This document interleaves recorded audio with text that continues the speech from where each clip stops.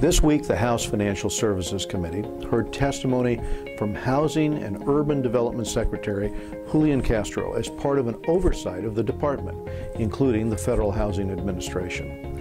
The FHA was created to serve targeted populations such as first-time home buyers, communities with limited access to credit, and other borrowers who were credit-worthy but nonetheless shut out of traditional mortgage markets. But today, the FHA is using many of the same practices employed by subprime lenders leading up to the financial crisis. Small down payments and cheap upfront pricing are enticing those who are unprepared for the obligations of homeownership to buy a home they can't afford to keep.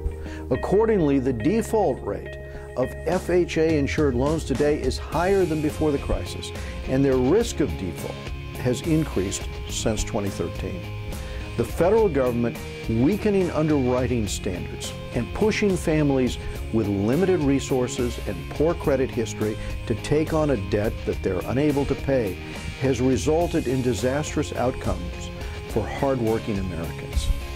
Rising wages, economic expansion, and job growth, these are the best ways to ensure that more Americans are able to achieve homeownership, not financing tricks that load borrowers with more debt than equity.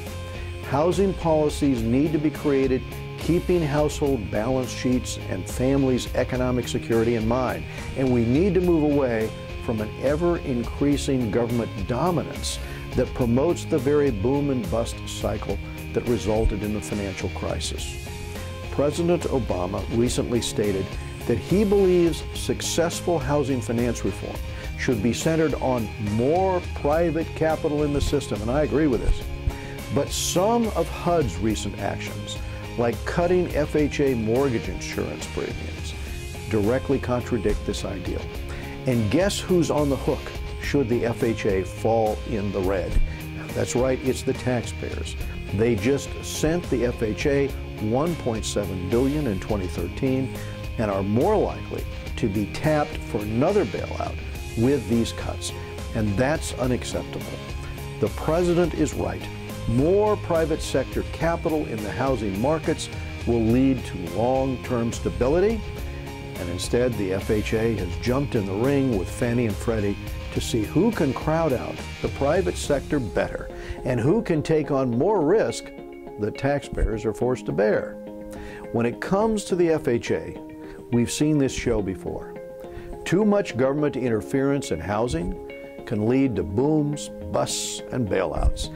It's time to stabilize the housing market with more private capital. It's time to create an opportunity economy that encourages responsible homeownership, and it's time to eliminate practices that leave taxpayers liable for bailing out the federal government.